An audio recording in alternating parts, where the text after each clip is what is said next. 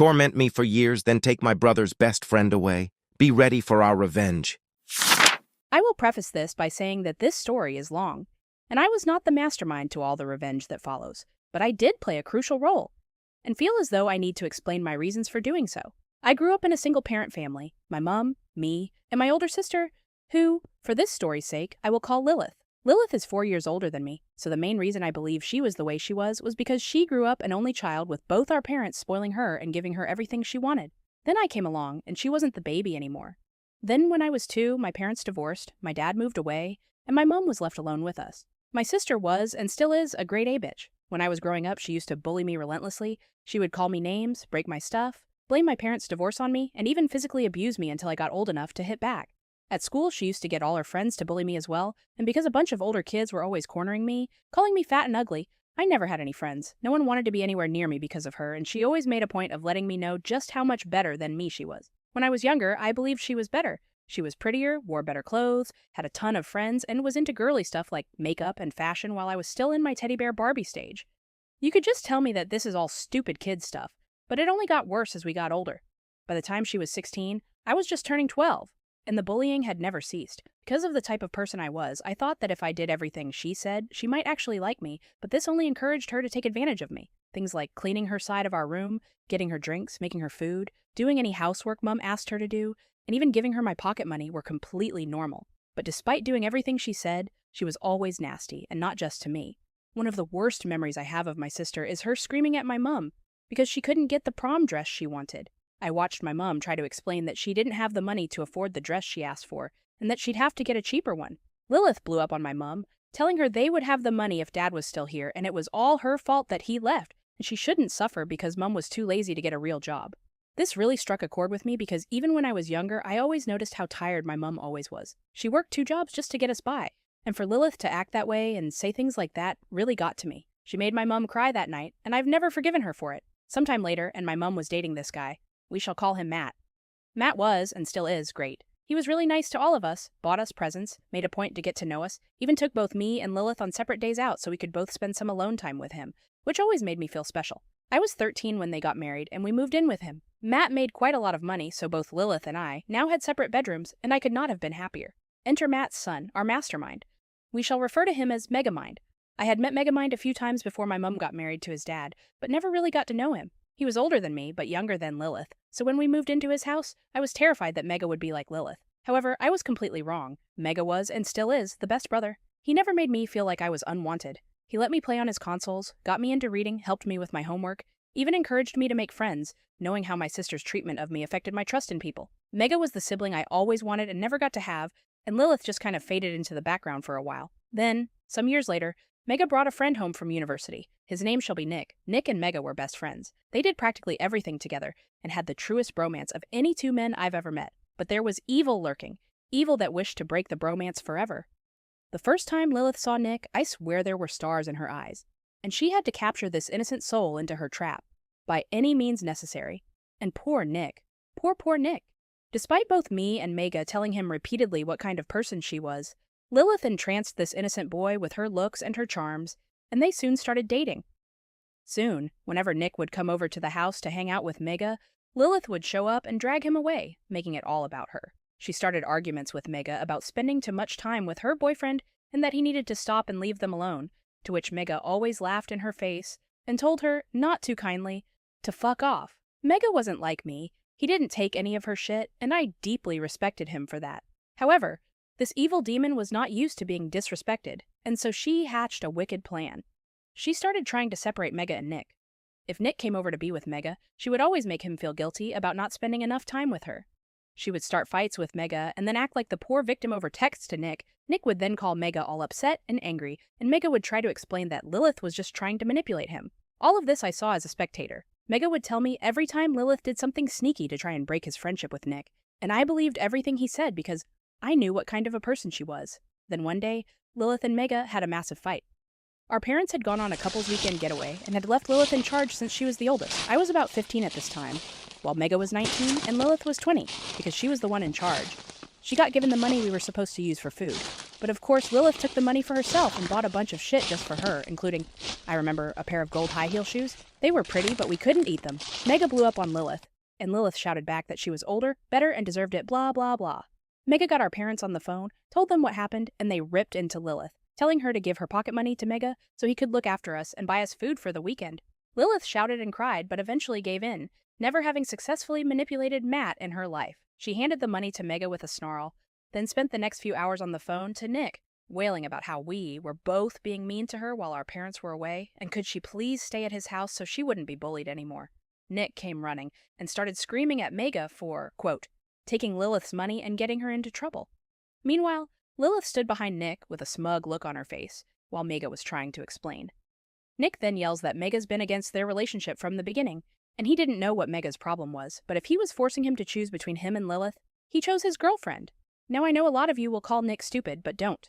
I knew how manipulative Lilith could be. She was a master at making people feel sorry for her and getting them on her side even when she was horrible to them, just like she did with me. That night, I had to listen to Mega cry for the first time since I knew him, and I had enough. I knocked on his door, asked him if he was all right. We ordered a pizza, and we started to plot.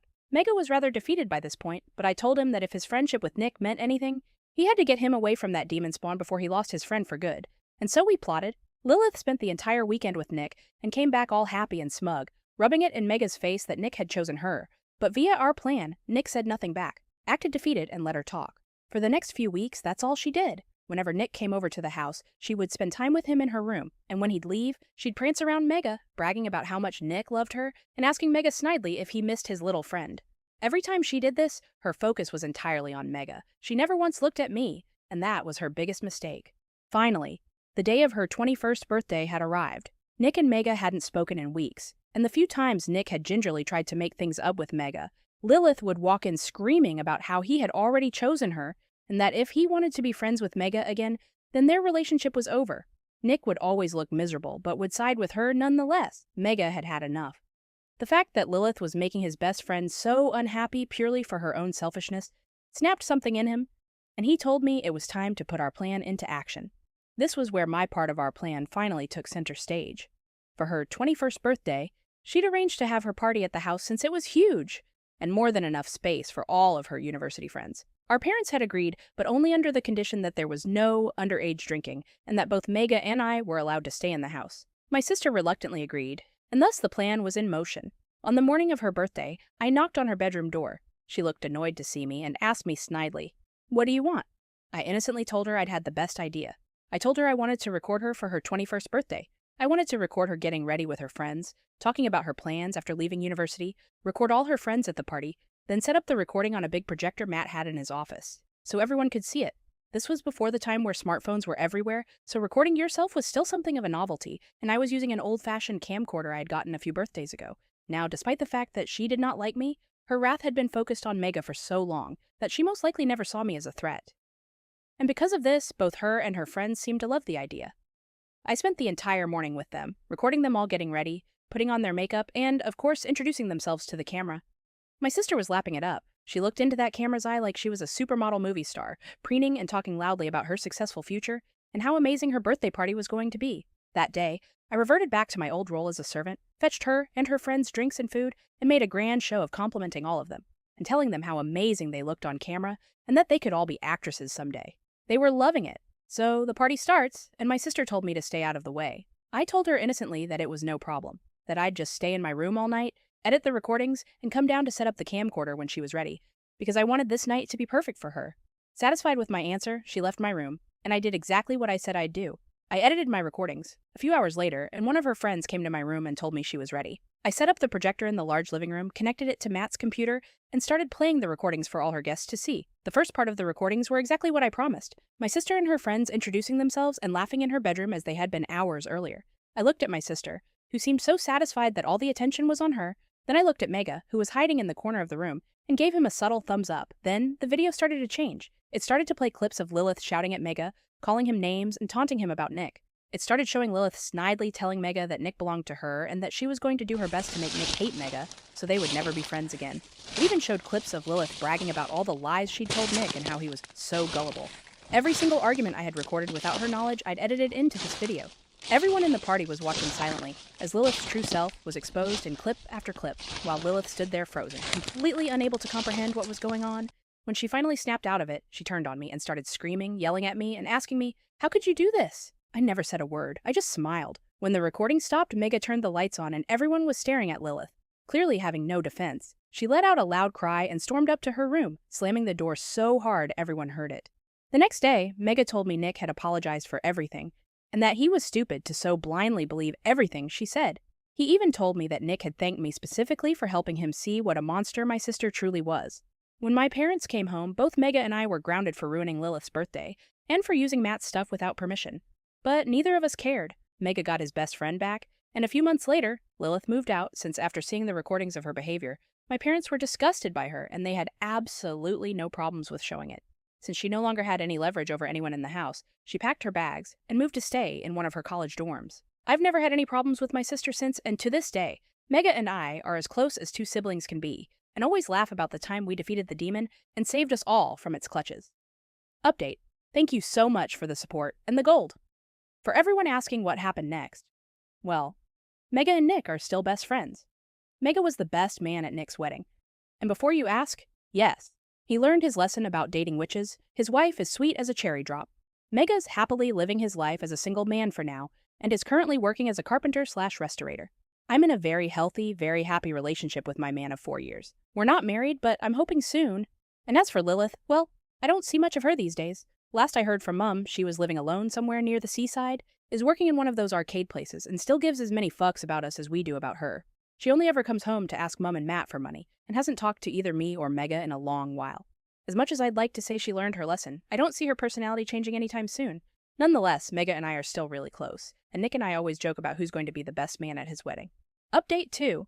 For everyone calling out my parents for not doing anything to stop Lilith's behavior, I'd like to first point out that we were all pretty private kids. I suffered from social anxiety and haplophobia well into my early 20s, so when I was a kid watching all of this shit go down, I just followed Mega's lead since he was my hero. As for Mega, well, he actually lived with his mum for the first half of his life, and only visited his dad a few times a year since they lived so far apart.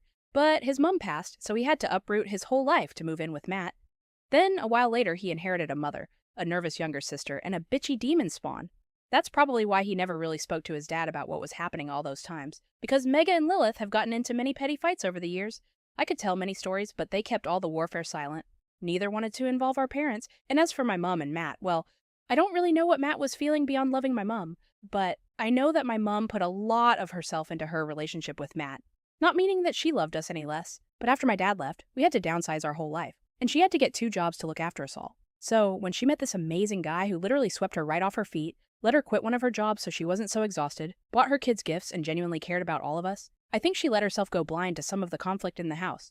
It doesn't make her a bad person, I love her dearly, but Matt kind of became my mum's top priority, especially since, by the time we all moved in with him, we were older and could fend for ourselves. So that's all basically why neither of them ever stopped what was happening. They either didn't really notice, or thought it was all petty kids, stuff us young adults could sort amongst themselves. There are times I think she should have done better, but she was literally miserable before she met Matt. Even though she tried hard to hide it, and now she's happy, I just can't bring myself to reprimand her for not seeing all the stuff that happened years ago. And that's where this story ends. Honestly, it's hard to say whether this was just revenge or justice finally catching up. What do you think? Was it too far? Or exactly what she deserved? I'm really curious to hear your thoughts on this one. Do you have brothers or sisters? What's your relationship with them like now? Close, complicated, completely cut off? Let's talk about it in the comments. If you enjoyed this story, make sure to like the video and subscribe so you don't miss the next one, and I'll see you in the next story.